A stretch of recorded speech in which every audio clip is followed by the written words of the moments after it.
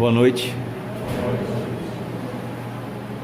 Agradecemos a Deus por mais uma semana de provas, uma semana de expiações, uma semana de muito aprendizado para todos nós.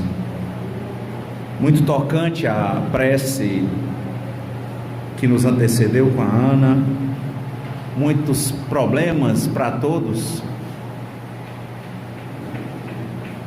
O que são os problemas senão uma forma didática de Deus mostrar o amor que Ele tem por nós, para nos ensinar, para nos burilar, para fazer com que nós ampliemos a nossa fé. Acredito e sou muito grato acredito em Deus, sou muito grato ao Espiritismo, porque nessas horas ele nos fortalece. Impressionantemente eu visito vários centros, igrejas, irmandades.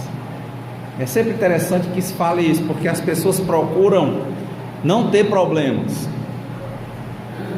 Eu vi outro dia uma visita no Naranon, o pessoal dos Narcóticos Anônimos, outra visita nos Alcoólicos Anônimos, e interessante que ele diz: olha, não é porque você vai deixar de beber que os problemas vão deixar de existir, não é porque você vai deixar de usar drogas que os problemas vão deixar de existir, não é porque você vai virar espírita ou cristão que os problemas vão deixar de existir, porque este é um mundo de provas e expiações. Esse é um mundo em que nós encontramos espíritos imperfeitos encarnados para domarem, aprenderem a reduzir as suas paixões, transformar cada paixão, vencer os instintos e chegarmos ao amor. Essa é a questão.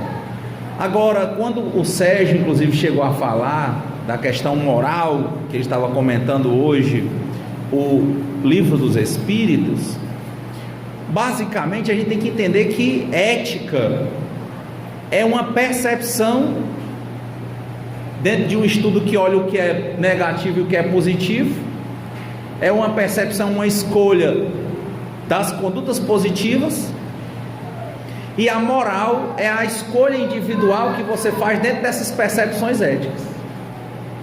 E a sua crise, ou a nossa crise moral, ela surge especialmente quando nós fazemos as nossas escolhas racionalmente, mas ainda não conseguimos praticar,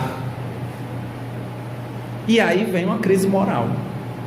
E o que o Espiritismo vem a apresentar é que nós temos que avançar, que nós não podemos nos sabotar, nós não podemos nos entregar à tristeza, nós devemos continuar, porque nós somos o amor em potencial, que Jesus, que Deus, que os bons espíritos nos amam, e isso faz com que nós possamos enfrentar melhor os nossos problemas, entendendo que o espírito é imortal, entendendo que Deus nos ama e que nenhum pai, que sendo pai, já dizia o Cristo, o filho com fome pedindo pão, ele vai entregar uma pedra.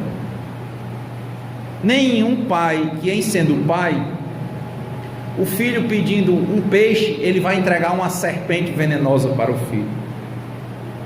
E o Cristo faz essa pergunta: se vocês que são imperfeitos não são capazes de fazer isso, imaginem o meu Pai, que é o nosso Pai, que ele diz didaticamente, está nos céus.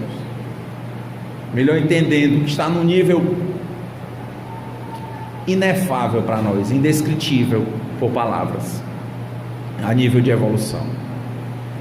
Então o que o Espiritismo faz não é afastar problema de ninguém, não. O que o Espiritismo faz com que a gente entenda é que 99, se não forem 100% dos nossos problemas, tem a ver com a nossa conduta moral, com a nossa percepção das coisas, com a nossa compreensão errada, com a nossa crise moral, em que nós escolhemos um caminho racionalmente e não conseguimos seguir tal e qual a gente escolheu. e a gente claudica, e a gente tem a recidiva, a gente tem a recaída.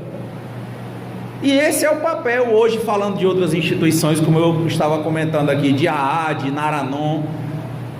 Um dia eu estava visitando e as pessoas falaram lá: olha, está ali uma pessoa embriagada, o outro drogado. Ele disse: não, está lhe incomodando? Deixa ele aí. Aqui no centro é do mesmo jeito. Pode chegar do jeito que você quiser chegar. Já está aqui, já está provavelmente buscando um caminho melhor. Quem procura, acha. Está no Antigo Testamento: procure e achará, bata e a porta será aberta. Então é a primeira perspectiva. Sermos espíritas é entendermos os problemas como reflexo do amor de Deus, querendo nos ensinar. Quando nós, espíritos embrutecidos, não queremos aprender só com conselhos, aí vem os problemas. Ao mesmo tempo que quando os problemas vêm, que parecem insolúveis, chega a hora em que nós nos entregamos à prece. Quantas pessoas não estão realmente enfermas agora? Mas o que é impossível para Deus? O que nós espíritas fazemos quando vemos enfermidades graves, quando vemos problemas que parecem sem solução, é nesses momentos lutarmos com o máximo das nossas forças, mas aprendemos com Cristo e dizemos: Pai, se podes, cura, mas seja feita a vossa vontade antes da nossa. Por quê? Porque nós sabemos que o Senhor é Pai, que o Senhor é infinitamente bom, que só quer o nosso bem. E aí nós conseguimos abrandar o nosso coração, passar pela dor e evitar o sofrimento. Passar pela dor, às vezes começar a sofrer, mas fazermos uma opção, usarmos o livre-arbítrio para afastar do sofrimento. Não é afastar no sentido de querer dizer que ele não existe, ele existe. A dor existe, a imperfeição existe, ela até é reflexo disso, mas é para dizer que a gente entende que só está acontecendo algo porque é extremamente necessário.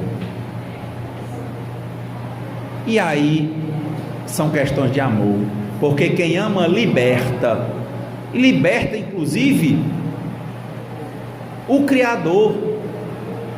Como nós podemos prender o Criador? Nos nossos pedidos, no nosso modo de entendermos a Deus, de queremos submeter a Deus, ao Cristo. Nós fazemos isso. Mas quando nós entendemos, nós nos tornamos mais leves e libertamos, porque quem ama liberta. Evangelho segundo o Espiritismo, capítulo 17, sede perfeitos, item 4, os bons espíritas. O Espiritismo, bem compreendido, mas sobretudo bem sentido, conduz forçosamente aos resultados acima, que caracterizam o verdadeiro espírita como o verdadeiro cristão, que são a mesma coisa. Lembre-se, leia-se, cristão aqui é iluminado. O Espiritismo não criou nenhuma moral nova, facilita aos homens a inteligência e a prática da moral do Cristo, dando uma fé sólida, esclarecida àqueles que duvidam ou vacilam. Eu estava falando há pouco. Não diz que o problema não existe, ele existe. Ele é um reflexo da nossa imperfeição, mas o espírita, ele faz, olha, o Espiritismo não criou nenhuma moral nova, ele facilita aos homens a inteligência. Ou seja, a gente começa a ver de um modo diferente. A gente deixa de ver problema como um castigo e vê o problema como uma oportunidade. O Espiritismo facilita também a prática da moral do Cristo, porque é na hora do problema, que a gente acha que não tem solução, que nós vamos seguir os passos do Mestre. Na verdade, deveríamos seguir, inclusive, quando não estamos com problemas. O problema é que o nosso egocentrismo, que gera a nossa vaidade, nosso orgulho, acredito que pouca gente poderia levantar a mão aqui e dizer que não é orgulhoso, que não é vaidoso, que tem humildade. Agora, o Espiritismo vai tentar nos orientar no sentido de dizer que nós temos que reduzir isso. Hoje foi a frase mais marcante, só consegui ler duas folhas do livro Fonte Viva, mas tinha uma frase que era tão marcante, que ele diz: o próximo é a nossa ponte de ligação com Deus. Então a gente começa no Espiritismo a entender que vamos ter que nos tratar, mas nos tratar num nível em que a gente vai ter que abrir mão da gente para cuidar do outro, porque o outro, o próximo, é a nossa ponte para Deus. E o próximo às vezes é o próximo mesmo, porque muitas vezes nós somos maravilhosos na rua e somos mais grosseiros com quem nos é mais próximo, com quem nós mais amamos. Grosseiros com as nossas mães, grosseiros com os nossos pais, com os nossos avós, com os nossos irmãos, com os nossos filhos. Tem aquele impulso às vezes de bater, de pegar abruptamente, de falar alto, de se enfastiar. Quem não tem isso? Muito difícil. Agora o Espiritismo vai dizer: olha, tem que mudar, tem que ser diferente. E quem adere a essa doutrina do Cristo passa a, quando faz isso, quando se vê fazendo, a não se incentivar, não achar que é certo. Com o tempo começa a se trabalhar internamente, vai algum tempo passar sem fazer, depois cai e faz, depois vai reduzido, até que um dia ele não faz mais. Então ele diz: dá a inteligência e a prática moral. Não, facilita com os textos, com a prática,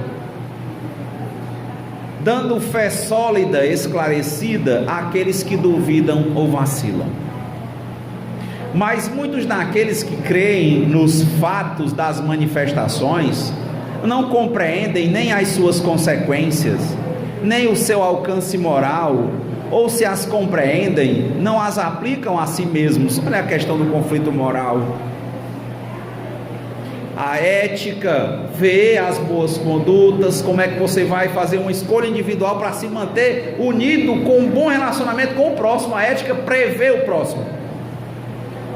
A moral é a sua escolha dentro das questões éticas boas. E ele diz: mas muitos daqueles que creem nos fatos das manifestações não compreendem nem as suas consequências, nem o seu alcance moral, ou se as compreendem, não a aplicam a si mesmos. É aí que vem o conflito moral. É quando nós começamos a usar uma nova racionalidade, que é facilitada pelo Espiritismo. Não faltam palavras, não faltam textos, não faltam exemplos, e a gente escolhe, se acha poderoso, se acha livre, mas na hora de praticar não consegue. E o Espiritismo é tão maravilhoso no sentido de que quando nós não conseguimos, ele faz como aquele alcoólatra que chega embriagado no ar, ninguém diz nada. Ele podia estar há 30 anos sem beber, teve uma recaída, chegou lá, senta normalmente, porque o Cristo não faz diferenciação entre as pessoas. Todo mundo é amor, e o Criador é Pai de todos. Mas dia menos dia nós vamos melhorar, porque existe uma lei natural chamada a lei do progresso, a lei de causas e efeitos. É uma questão de tempo, aquilo passará, aquelas imperfeições passarão. Então o Espiritismo ele ajuda.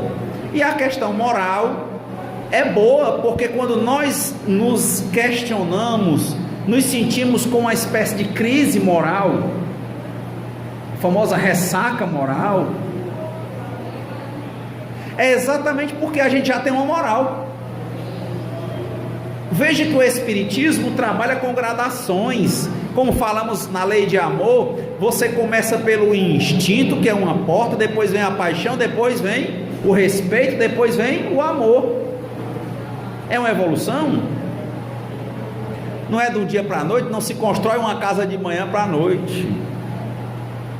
Não se constrói em regra assim. Uma casa sólida, consolidada, sempre precisa de algum ajuste. E quem tem casa sabe que mesmo a casa pronta, ela passa a vida inteira precisando de ajustes. É uma lâmpada que queima, é um encanamento que entope, porque isso é a matéria, precisa de ajuste toda a vida,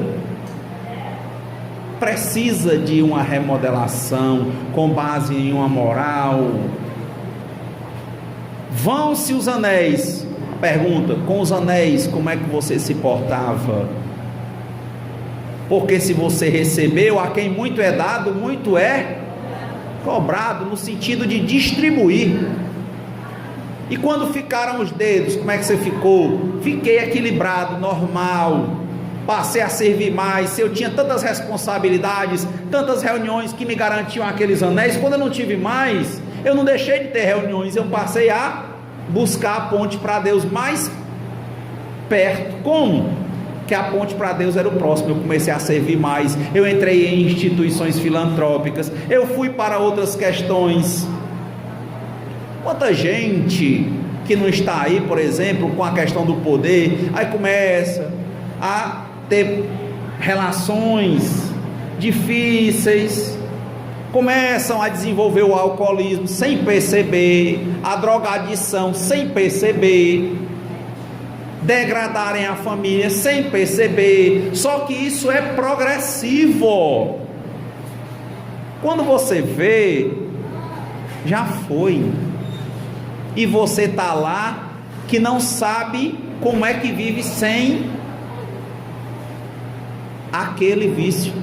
Só que você já está completamente isolado de todo mundo. Aí lá vem o caminho de volta. Perdeu tudo. Ninguém nunca perde tudo, porque a vida não cessa. Sempre haverá uma oportunidade de ser reconstruído, reedificado. É o ajuste que a sua casa, o seu templo está precisando. Então, o bom espírita é aquele que se entende em permanente construção. Permanente construção. Outro dia vi uma pessoa que há algum tempo nós não nos encontrávamos. E às vezes a gente encontra as pessoas com o tempo. Tem gente que a gente acha muito diferente, tem gente que acha pouco, às vezes é fisicamente, às vezes é mentalmente, enfim. Um modo de falar, um modo de se portar. E a pessoa disse: normalmente você está tão diferente. Eu disse: ainda bem, né? Porque o normal é sempre mudar. Aí a pessoa diz: mas está melhor. Mas acredito que sim, porque creio numa lei de eterno progresso. Porque nós hoje somos os que administram aqueles defeitos que nós fomos.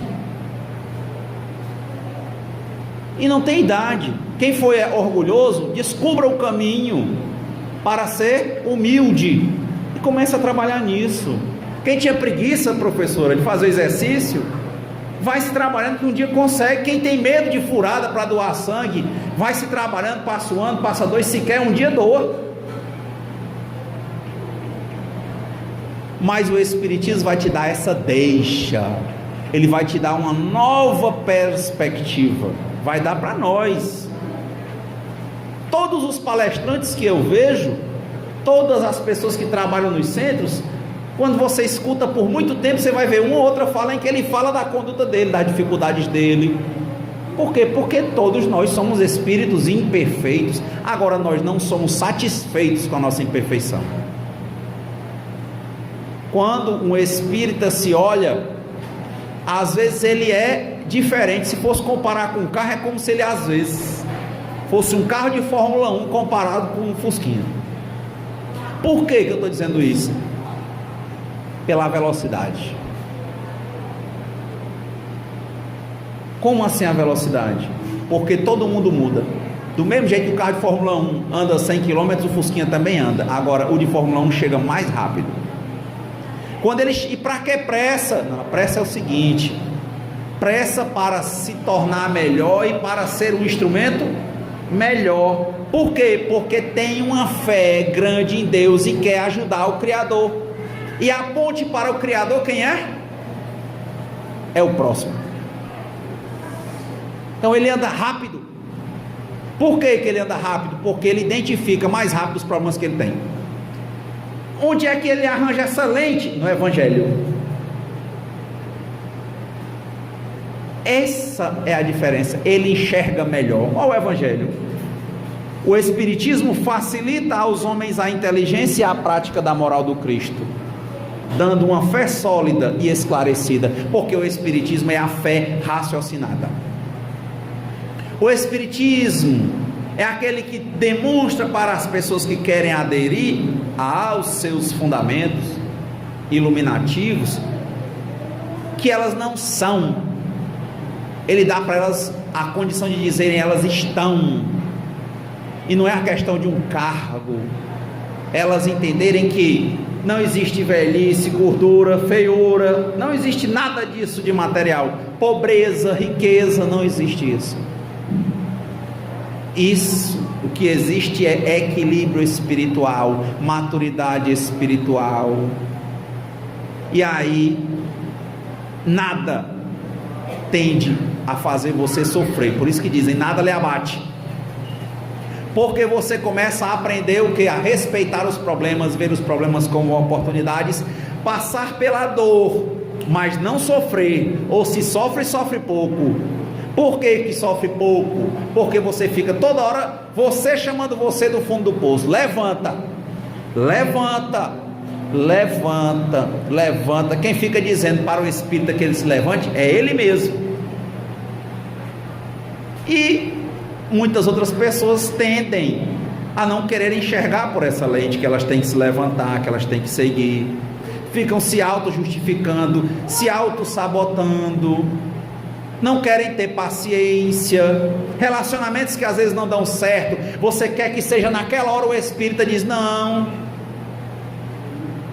seja feita a vontade de Deus antes da minha, vou fazer a minha parte, fiz a minha parte, vou seguir a minha vida, não vou, como disse o Viktor Frankl, ficar dizendo o que é que eu quero da vida, eu aprendo a ser aquele, como disse o Emmanuel, ser feliz é servir a Deus. Ele aprende a dizer, olha, eu quero ser feliz. Não, ele diz, eu quero dar vida isso. Não, o que é que ele diz? O que é que a vida tem para hoje? O que é que eu tenho que fazer? Qual a responsabilidade que eu tenho que assumir? Isso é que dá sentido à nossa vida, é ajudar o outro, é ser perene, é ser permanente, é cuidar do pai, do filho, do irmão, tirar uma barba, dar um abraço, enfim, o que é para fazer? É se cuidar, é cuidar da própria saúde, é fazer exercícios, é evitar os pensamentos negativos, é se aprimorar em que sentido?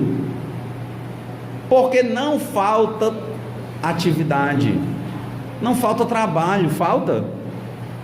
Qualquer um hoje que quisesse dar a oportunidade durante a mediúnica de fechar os olhos e perguntar para a vida o que é que ela tem para cada um de nós, pode gravar na cabeça, pegar uma caneta, porque você vai ver um monte de atividade que vai ter para fazer a partir da hora que você fechar os olhos, não é a partir de depois da reunião, não, é a partir da hora que você fechar os olhos.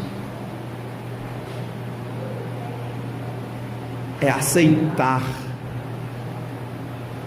ter resiliência, resignação, tentar ter tranquilidade, ser ignorante, grotesco, bárbaro, mas não aceitar e toda a vida lhe chamar de não é para ser assim, começar a pedir perdão, começar a pedir desculpas, começar a orar por você quando não tem força para isso. Ter paciência, entregar as coisas que nós não conseguimos entender. Tem até uma prece bonita chamada a oração da serenidade. Pai, dá-me forças para aceitar as coisas que eu não consigo entender, que eu não consigo modificar. Tranquilidade. Amar a Deus, primeiro mandamento, amar a Deus sobre todas as coisas. Vamos juntar esse mandamento com aquela frase? Quem ama a Deus? Quem ama, liberta. Quantas vezes nós nos chateamos, choramos, odiamos, queremos mudar a vida material dos outros, de novo, queremos mandar na vida, mandar em Deus, prendemos a Deus. Então, se nós prendemos, nós não libertamos. Quantas vezes nós chegamos como Cristo, o melhor exemplo que nós temos, de dizer: Pai, se podes, afasta de mim este cálice, porém seja feita a vossa vontade antes da minha. E aí é o famoso levanta-te e anda, porque o Cristo está na porta de cada túmulo aqui de quem acha que já morreu. Como aquela música da Aline Barros, né? Ressuscita-me. Não precisa pedir não, na hora que você quiser pedir, ele já está lá. Aquela questão de pedir é como o André Luiz, que o Marcos muito bem falou hoje no nosso lar. A mãe dele, os bons espíritos, todo mundo estava perto dele todo dia, só que ele não queria ver. E na hora que ele achou que ele tinha que pedir, foi a hora que ele se abriu para aquilo, mas a mãe dele, os bons espíritos já estavam lá. Quem está com problema, não te preocupa, ora, faça a sua parte, pergunte o que a vida quer de você, ore quando lhe faltarem forças, e não se preocupe, peça ao Cristo, e Ele remove a sua pedra, lhe chama pelo nome, e Ele ressuscita os seus sonhos. Por que Ele ressuscita seus sonhos? Ele não vai mexer no sonho de ninguém, porque nós temos livre arbítrio. Ele vai só tirar o lodo, como? A luz dele. Mas ele foi fazer isso por quê? Porque você chamou. Você achou que não tinha como tirar o lodo que você botou, chamou por ele, ele veio. Quer ajuda? Eu estou aqui. Mas de novo, deixemos de dizer o que a gente quer da vida. Tenhamos humildade para perguntar o que a vida quer de nós, e tentemos ser os melhores em tudo o que nos for apresentado.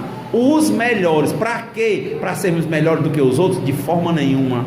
Ninguém é melhor do que ninguém. O espírita não trabalha para ser melhor do que ninguém, mas ele tem a obrigação, ele tem o dever de ser melhor do que ele mesmo a cada dia, e a cada vez que ele cair, ele tem que buscar a instrução maior no espiritismo, beber nas fontes espirituais para se erguer cada vez mais forte. Tinha um pássaro na mitologia chamado Fênix. Exatamente, ela se incendiava e sumia, e do nada ela renascia das cinzas.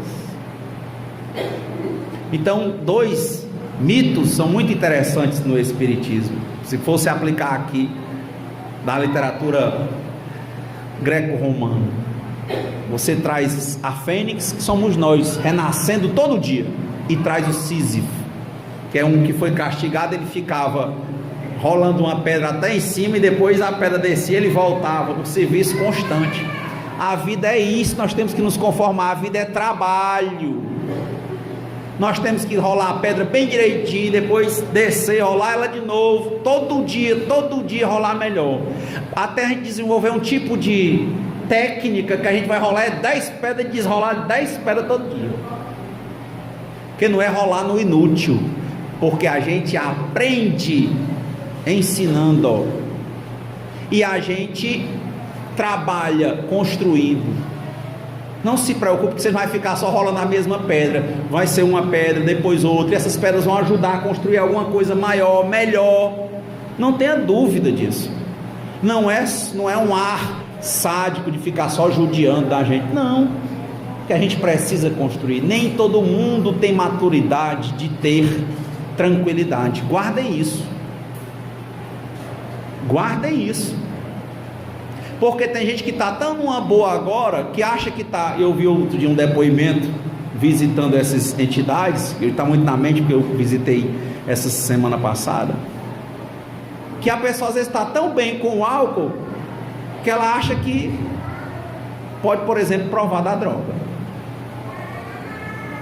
Não é assim? É progressivo. Quando for ver, e é interessante, quem está com muitos vícios, tem o vício da tristeza, a gente já falou aqui de vários, da angústia, da possessividade, do materialismo, a questão do dinheiro. O vício não é só droga e álcool, não. Mas quantas vezes nós aqui não estamos apegados a um desses ou mais de um, direto rodando para cima e para baixo fazendo a mesma coisa? Qual é a graça? Alguém que começou, eu vi um rapaz dando um depoimento que ele começou a beber à noite. Ele dizia que todo dia ele tinha um negócio com ele, quando chegava o sol ia nascendo, ele ia para casa. Aí ele foi e resolveu usar uma droga. Aí ele disse: consegui, agora eu saía sexta, só voltava domingo, sem dormir nenhuma vez.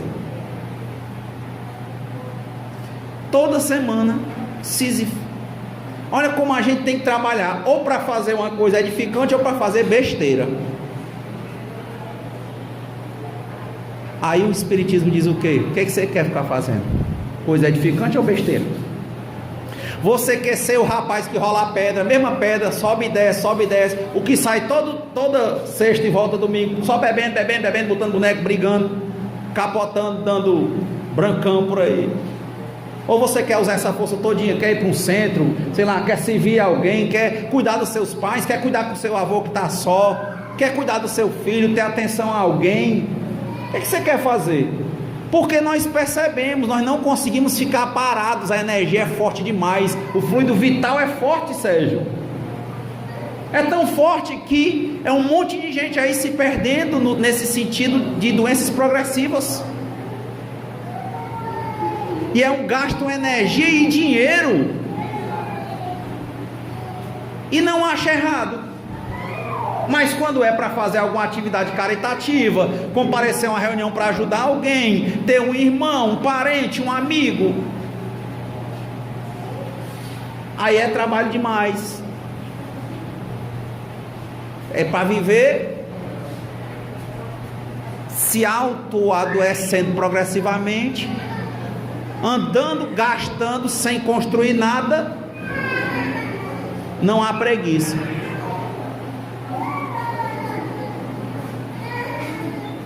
E para fazer algo edificante, tem dificuldade. O espírita, ele começa a rejeitar esse tipo de noção. Renato, tem espírita drogado? Tem alcoólatra? Tem todo jeito. E o que o espiritismo faz? Garanto uma coisa: ele toca dentro do coração de uma pessoa, e mais dia menos dia ela vai começando a sentir a famosa ressaca moral, porque ela agora tem uma escolha moral, e ela vai começando a buscar o aprimoramento, o conhecimento, a prática. Com o dia vai mudando os hábitos. Estou lendo um livro agora chamado O Poder do Hábito.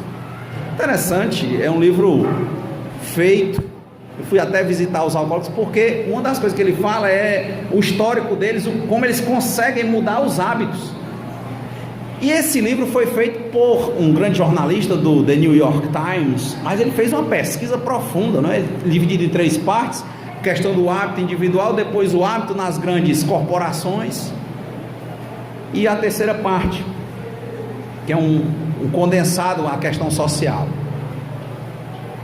E ele diz que, explicando como é que você usa aquilo para a venda, que o AA usa para mudança de hábito, para a pessoa se melhorar, se aprimorar. Ele diz: olha, ele fez um estudo de vários estudiosos aplicando o que era o loop do hábito, o movimento.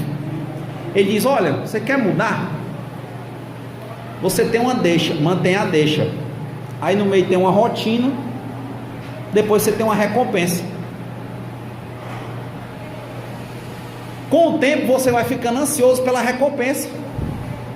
Ele dizendo que o AA e o Naranô identificaram com o Bill Wilson em 1939, que é quando ele cria o Instituto, que havia uma questão. Todo alcoólatra, todo viciado, ele tem uma deixa. Qual é a deixa? Ele se sente assim um pouco angustiado, uma coisa, ele quer interagir. Ele quer, tanto que ele fica ansioso para sair de casa. Porque lá ele vai conseguir interagir. Então ele acha, né, ele tem aquela ansiedade, ele sai. É a deixa. Qual é a rotina? O bar ou a bebida. Qual é a recompensa? Ele conversa com as pessoas, interage. Então ele percebeu que aquilo é um loop, é um movimento. Então quando chega quinta-feira, ele já está com a ansiedade pela recompensa que ele acha que é conversar com as pessoas, interagir, vai se soltar. Aí ele estudou e disse: como é que eles mudam o hábito? Mantém a deixa, tem ansiedade de sair, vá para a reunião. Troca a rotina. Quando sai da reunião, consegue a mesma recompensa. O que é? Conversar com pessoas sobre o que você quiser, vai abrir seu coração, estão lá como irmãos. Você pode abrir o coração mesmo à vontade. Lá é aberto para visitantes. Lá eles lá adoram quando chega um visitante. Lá tem lá a placa: adoramos visitantes. Temos visitantes. E eles disseram que é uma das instituições que consegue no mundo mais mudar hábito. Veja que ele trabalha o livro até para venda, observando como é possível a questão do loop, do movimento do hábito, e mudar. Ele disse: não se troca a deixa. A pessoa diz assim: eu não tenho ansiedade. Tem, você tem. Ele usa ela. O que te leva a beber? Não, o que me leva é porque eu tenho essa ansiedade aqui, essa carência, e aí eu me sinto recompensado quando eu estou com um mão rodeado de gente. Tanto que é uma marca do carente alcoólatra chamar os outros para pagar para eles. Aí eu pagar para isso aqui tudinho. O primeiro tipo de bebo é o bebo rico. Não? Tá, presta atenção. Qual a recompensa? É a interação, ele se achar importante. O Bill Wilson, com um amigo que era médico alcoólatra, perceberam o loop do hábito. Ele disse: não troque o loop, a deixa, porque essa pessoa continua carente, querendo sair e tal. Deixa. Não troca a recompensa. O que é a recompensa? Não é interagir, se sentir tal. Troque a rotina. E tem dado certo. Diz que é uma das instituições que tem mais resultado no mundo inteiro. Começaram primeiro, ele começa a mostrar os estudos dos primeiros psicólogos e psiquiatras, dizendo que aquilo ali, eles estavam com 40, 70 anos, sei lá, não mudavam, tal. Aí outros estudos em Harvard, em outras instituições, começaram a ver que não, eles era no caminho certo. Eles, sem dizerem tecnicamente esse movimento, né?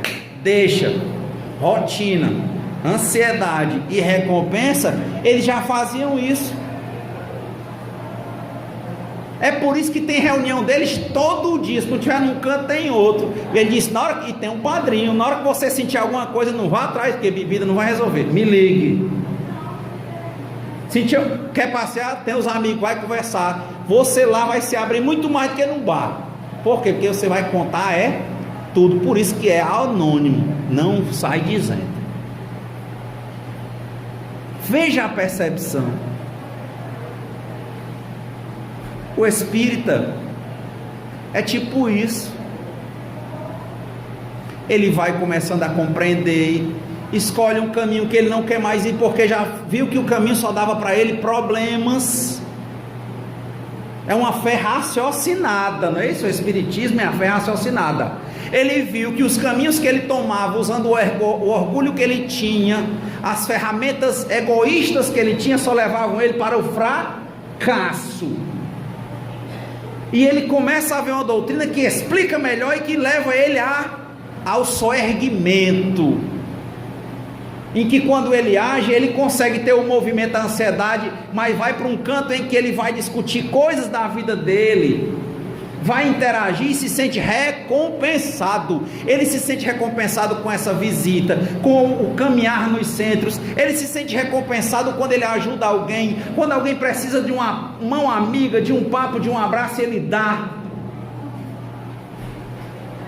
E aí começa, ele desenvolve outros hábitos, e quanto mais ele vai estudando, aí olha o que é interessante do Espiritismo, porque ele avança da mudança de hábito. Por que ele avança? Lembra que o AA, pelos estudos lá, ele não muda a deixa? O espírita, quando ele muda a rotina, ele também está mudando os valores, não é verdade? Com o tempo, gente, nós mudamos a nossa deixa. A gente deixa de vir ao centro porque estava ansioso se era de beber e fosse para o centro. A gente chega no nível de ir para o centro porque gosta. A gente chega aí para o centro porque quer trabalhar, porque quer ajudar, porque quer fazer um bom trabalho. O Marcos quer tocar melhor, a Ana quer fazer uma boa prece, quer fazer uma boa doutrinação. Ou seja, a gente conseguiu não só mudar um hábito, a gente não só mudou a rotina, com o tempo a gente mudou a deixa, a gente abandonou a ansiedade, ou a gente reduziu ela profundamente. Com o que? Com a instrução espírita. A gente começou a se instruir, a achar respostas, e começamos a mudar a deixa. E é por isso que aqui nós vamos deixando de temer com o tempo, vamos deixando de ter medo de primeiro gole, primeira raiva, primeira esculhambação. Nós vamos deixando, ó. Aquilo vai deixando de fazer parte das nossas vidas. A gente avança da questão do hábito, e é relevantíssimo o trabalho de instituições como a AIO ou o Naranon. Tiver problema, acho que é um dos cantos melhores. Agora o Espiritismo também, né? E eles dizem muito isso. A religião tira muita gente do vício. Agora a religião, ela tem, a nosso ver, um ponto mais interessante, porque primeiro mudam hábitos, depois mudam as deixas. Primeiro você muda os hábitos, muda as companhias, não é isso? Quando você adere a uma religião, tá? Aí vai tendo aquela mesma ansiedade, interesse de satisfação, de integração. Com o tempo a gente muda isso. Um dia um repórter pergunta a Madre Teresa sobre ver ela lavando lá as feridas lá em Calcutá. Eles estavam filmando, ela era muito dada à mídia, e as irmãs lá limpando, e ele vê aquelas coisas muito feias. Ele diz: limpar isso aí? Nem por $1 milhão. Ela olhou para ele imediatamente limpando e disse: por $1 milhão eu também não limpava não, mas por amor eu faço.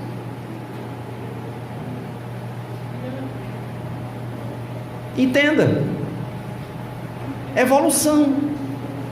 Entenda, dos instintos à paixão, da paixão ao respeito, do respeito ao amor, dos espíritos imperfeitos aos espíritos bons, aos puros, dos mundos de provas e expiações, aí vai, da mudança de hábito à mudança de desejo, de deixa. Clóvis, então, o Renato, então, Sérgio, Marcos, Ana, então eu não deveria mudar o hábito nesse sistema de loop? É um passo, vá.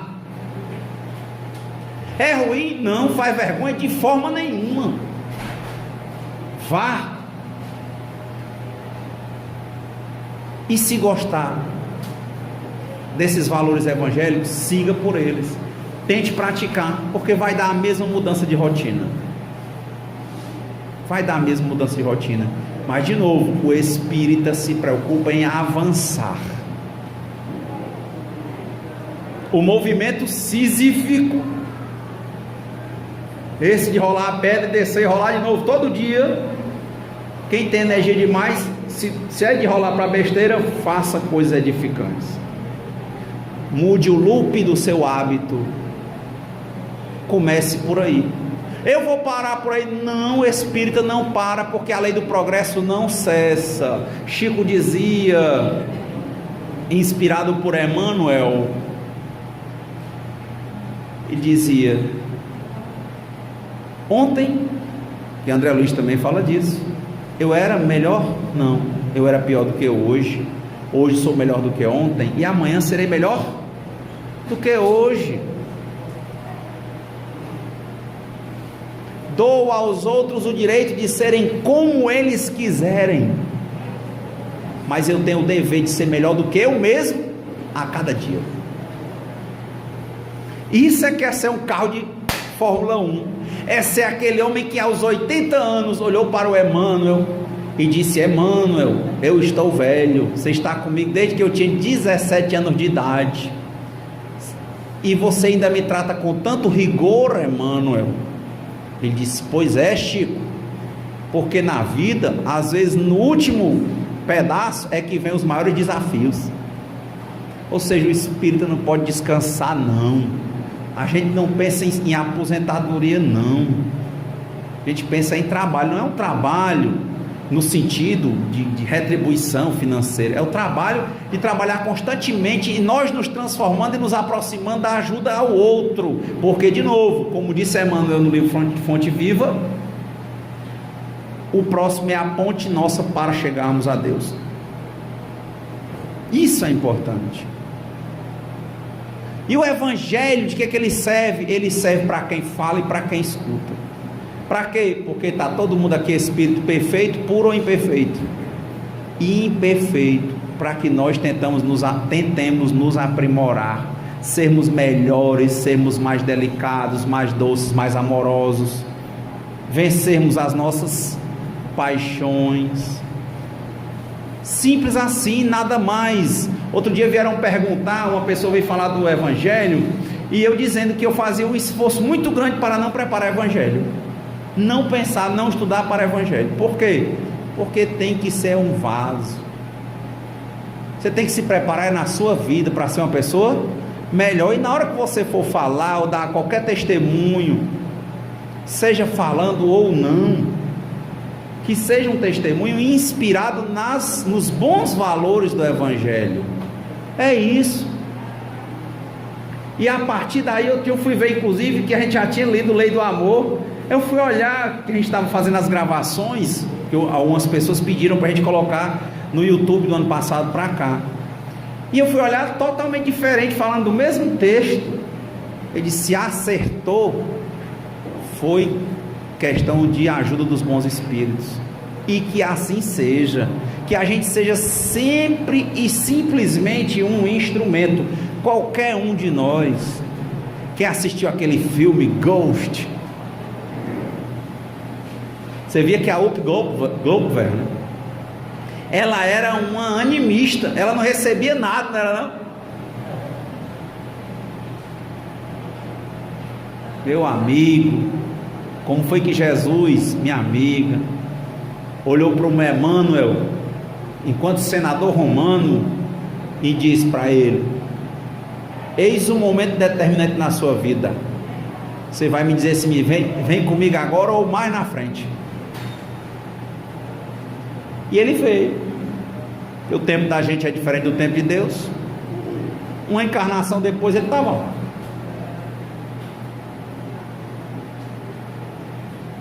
Quem está animando hoje, continue trabalhando, que a provocação para você melhorar, ela virá. Você vê que no filme termina, ela está desesperada, altamente procurada pelos espíritos. De novo, procure e achará, bata e a porta será aberta. Você nos encontrasse aqui, aliás, há 10 anos, não falava de jeito nenhum. Hoje estou falando, pode ser que a próxima vez eu esteja até mudo. Não sei, seja feita a vontade de Deus antes da minha. Isso não está nas nossas mãos, o funcionamento de um centro. A atividade, por exemplo, que há aqui na mesa, que é só de atendimento de urgência, porque tem centro que funciona com cartas, com comunicações, aqui é só atendimento de urgência. O trabalho que é feito ali, o trabalho que antigamente chamavam de cura, né, que é aqui com a fluidoterapia, tem lugares que trabalham com a cromoterapia, tem lugares que trabalham com a cirurgia espiritual sem cortes, tem centros que trabalham com a cirurgia espiritual com cortes, mas a sem cortes você não vê o corte, mas a pessoa está cortada.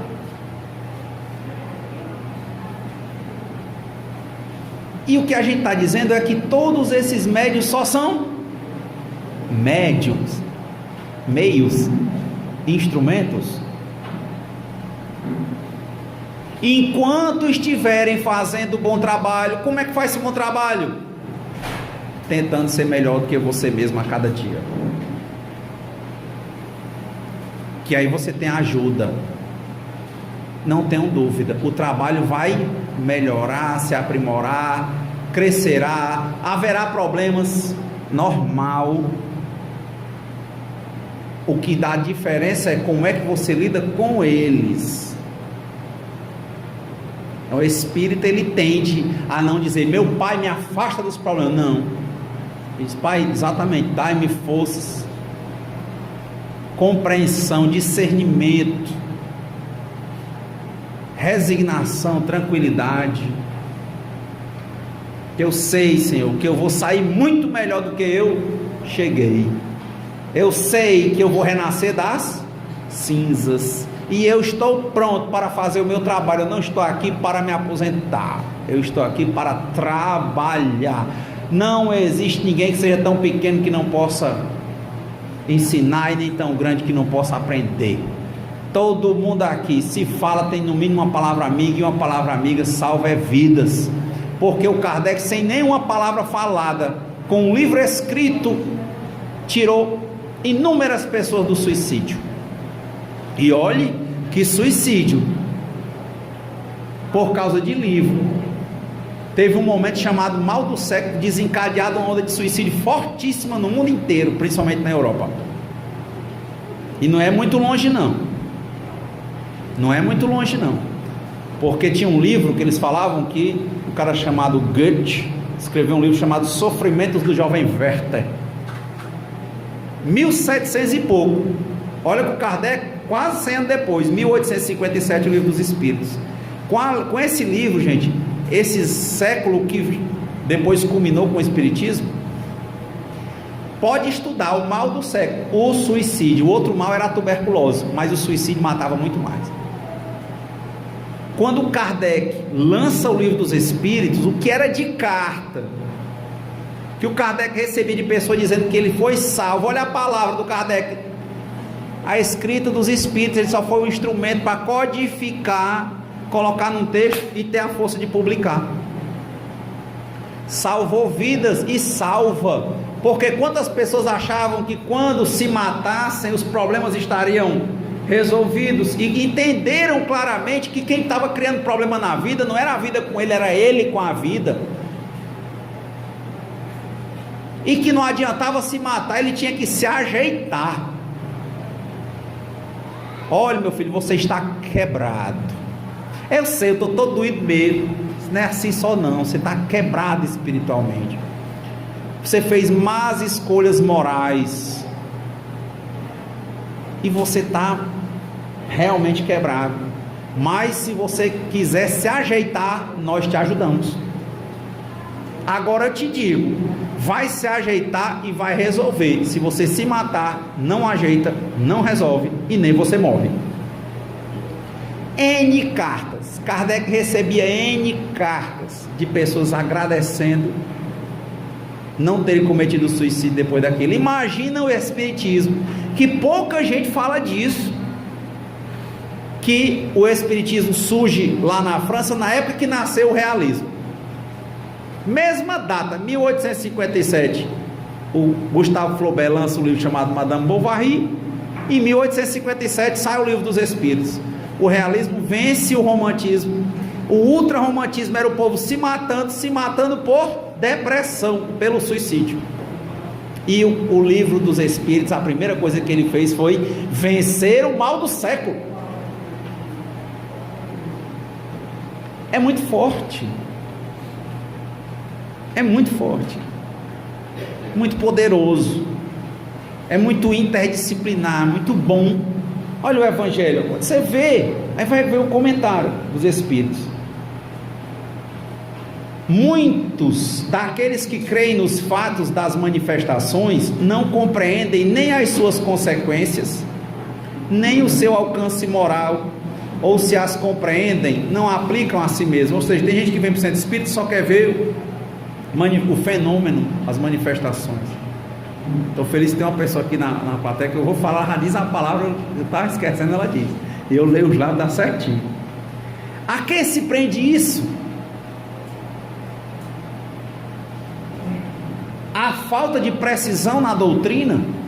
Os espíritos estão perguntando, por que tem gente que vem para cá e não quer seguir a questão moral e só quer ter um espírito que resolva o seu problema? Ele diz, é a falta de precisão da doutrina. Só o Chico tem mais de 400 livros. Só o Kardec, fora a Revista Espírita, deixou aí no mínimo 5 livros básicos. Só o Divaldo tem mais de 250 livros. E você se perde. A Bíblia é imensa. Aí a pessoa diz, não, por que essa pessoa vem para cá e só quer que tenha uma mágica de um espírito resolver o problema dela? É porque não tem precisão na doutrina? Não. Nem li o resto, mas você já imagina, é porque a pessoa não quer ir atrás, não quer fazer a parte dela, não quer trabalhar, ela só quer o bocado feito. Ele responde, não, porque ela não contém nem alegorias, nem figuras que possam dar lugar a falsas interpretações. Sua essência mesma é a clareza, e é o que a faz poderosa, porque vai direto à inteligência. Novamente, o espiritismo é a fé raciocinada. Essa é a proposta. Nada tem de misteriosa, e seus iniciados não estão de posse de nenhum segredo oculto ao vulgo. É preciso, pois, para compreendê-la, uma inteligência fora do comum? De forma nenhuma. É só querer ver, é só querer praticar. Ver é mais fácil do que praticar, mas para praticar nós precisamos muitas vezes ver. E o Cristo, como fez com Tomé, quem quer ver, veja. Feliz daqueles que não viram e creram. Mas se você não acredita, quer tocar nas minhas feridas, toque. Quer tocar numa ferida do Cristo? Quem já passou aqui por um momento que se achou estava passando por ingratidão? Aí ele diz, está aí a ferida do Cristo. Ele diz, pois é, olha, eu amando todo mundo e o povo nem acredita e me bate e me mata. Olha aí, como é forte. Quem aqui já passou por desilusão amorosa? Leva todo mundo essa mão. Pergunta ao Cristo. O tanto que ele amou, e o povo escolheu quem para ser crucificado? Ele. Quem quiser sentir o Cristo, ele diz, quer tocar nas minhas chagas? Não é uma chaga não, quem passou por ingratidão. Desilusão amorosa dói ou não dói? Chagas do Cristo. Quer tocar nelas? Agora, é a chaga. Mas o Cristo se resume às chagas? Tem que ver a história toda. Porque quando termina, na cruz ele diz, Pai, perdoa, pois eles não sabem o que fazem. Quer pegar na chaga, é chaga. Mas a história do Cristo não é só de chaga. Achei interessante, meu filho tem 2 anos. Eu recebi, às vezes eu recebo, deram um crucifixo, eu botei lá no carro. Aí ele disse: papai, por que o papai do céu está preso? Ele mesmo disse: é para ele não fugir, né? Para você ver, ó. A gente vê um Cristo solto. A gente pega a história toda.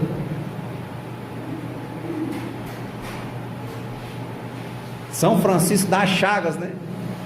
Nós pouco falamos da chaga de São Francisco, porque as chagas começaram a aparecer estigmas em Francisco, que eram tipo os estigmas do Cristo, era na mão, no joelho. Nós falamos da humildade de Francisco, do trabalho com os pobres, da vida inteira com o trabalho, do desapego, da humildade do Cristo. Para que a gente quer ver chaga? Por que a gente não olha o amor, a humildade, o discernimento de compreender as coisas, o perdão, a misericórdia? Mas infelizmente, lembra, tem gente que nem quer mudar a deixa, mudar o hábito, aliás, avalie chegar ao nível de mudar a deixa. Tem gente que está tão viciado no próprio sofrimento, que só quer ver as chagas, ele não quer ver a redenção, ele não quer ver que tudo passa, e que tudo se transforma para melhor. Mas tem que ter paciência, tem que confiar em Deus. Eis uma questão, de finalizar. É preciso, pois, para compreendê-la, uma inteligência fora do comum? Não, porque se vê em homens de uma capacidade notória que não a compreendem, enquanto que inteligências vulgares de jovens mesmo, apenas saídos da adolescência, a aprendem com admirável exatidão em suas mais delicadas nuances. Isso decorre do fato de que a parte de alguma sorte material da ciência não requer senão olhos para observar, ao passo que a parte essencial exige um certo grau de sensibilidade, que se pode chamar maturidade do senso moral, maturidade independente da idade e do grau de instrução, porque é inerente ao desenvolvimento, num sentido especial, do espírito encarnado. Olha o que esse menino de 2 anos disse: há quantos anos eu não vejo essa cruz, e eu nunca pensei isso. E o menino olha para a cruz e diz: 2 anos, pai, por que o papai do céu está amarrado? É porque você não quer que ele fuja, que ele saia? Olha a compreensão.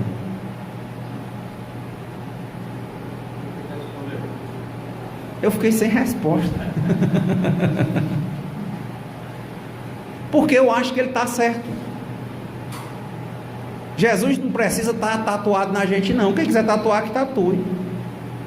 Ele tem que estar presente na nossa conduta, na nossa reflexão, na hora do desespero. É ali que ele tem que estar tatuado. Então a gente não precisa estar com aquilo. Eu não tirei, eu respeito, procuro respeitar, mas eu acho que é isso. O que eu vou poder responder a ele, talvez com o tempo, é dizer o quê?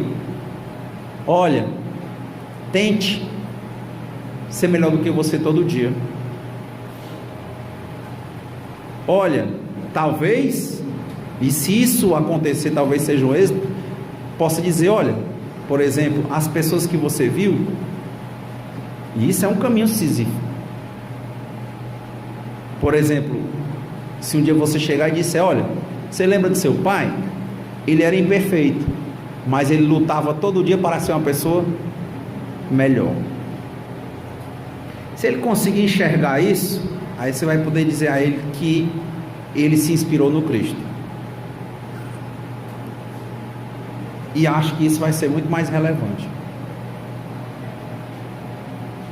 E quão bom é para alguns pais, mães, pessoas aqui, se chegarem em casa e já começarem a se ver diferentes e depois começarem a ser vistos como pessoas diferentes, melhores, leves, que se esforçam verdadeiramente, porque o outro sente quando você, por mais que você não consiga, quando você está lutando para tentar ser alguém melhor. É impressionante, você não precisa dizer a ninguém, mas todo mundo vê. Por que vê? Porque aquilo já faz parte do trabalho de caridade. Você começa a fazer bem aos outros, a sua energia muda no ambiente que você está. Entenda, não precisa às vezes nem dizer nada, é só você querer ser melhor. Alguns que estão ainda desviados, como eu disse, eles vão dizer que vir para cá é besteira, e para o A é besteira, e para o Naranã é besteira, mas, por exemplo, começar a beber e usar droga na sexta-feira e largar no domingo não é. E é serviço, toma todas as horas e ele ainda está gastando dinheiro e se desmoralizando muitas vezes. Mas ele vai olhar para você com todos os argumentos. Quem está errado é quem está aqui. O que se pode fazer? Lembrar de Jesus e dizer: mais dia menos dia você está aqui também. É uma questão de tempo. O tempo é nosso amigo. Eu era mais jovem, eu pensava em pintar os cabelos. Já cheguei à fase de puxar assim. Depois comecei a gostar, do mesmo jeito que eu gostei da minha cicatriz, comecei a gostar dos cabelos brancos. Porque o tempo é nosso amigo. Porque a gente pode colaborar independente da idade que a gente tenha, desde que a gente se disponha a trabalhar sem cessar. Então, que Jesus abençoe a nossa semana, que nós possamos efetivamente avançar, não cansar, como diz aqui no livro Fonte Viva do Emmanuel. O mundo é caminho vasto de evolução e aprimoramento, onde transitam ao teu lado a ignorância e a fraqueza. Olha aí as recaídas. Aproveita a gloriosa oportunidade de expansão que a esfera física te confere e ajuda a quem passa, sem cogitar de pagamento de qualquer natureza. O próximo é a nossa ponte de ligação com Deus. Muita paz. Senhor, fazei-me um instrumento de vossa paz. Onde houver ódio, que eu leve o amor. Onde houver ofensas, que eu leve o perdão. E onde houver discórdia, que eu leve a união.